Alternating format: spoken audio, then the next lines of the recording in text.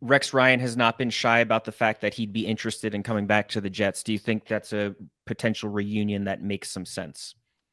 I mean, Woody likes Rex. Really, really, I would say he borderline loved Rex. I think that's why Rex stayed the head coach as long as he did. Yeah. But I think some revisionist history. I mean, I loved Rex. Nobody got along with Rex better than I did. Nobody enjoyed interviewing Rex more than I did.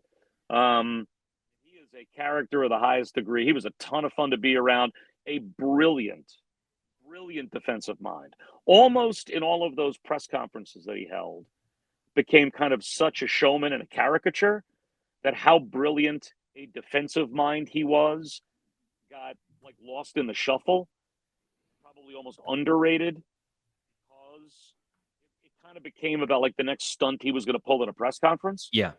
But I do think, to be fair, Rex came in and was handed a roster that was built by Mike Tannenbaum and Eric Mangini. Like those two guys built a roster that was filled with leadership and character, good guys that maybe needed the personality of Rex to stir the pot and to get them ready to run through a wall. He took that roster to back-to-back championship games. He didn't build that roster. He inherited that roster.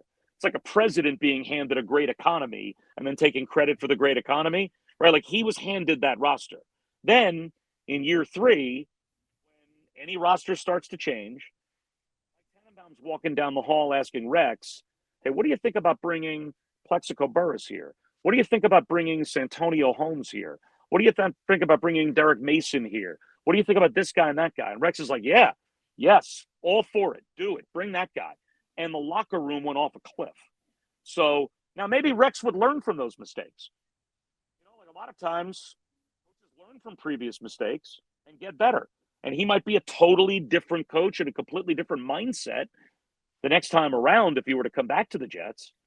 But like Rex didn't build the locker room.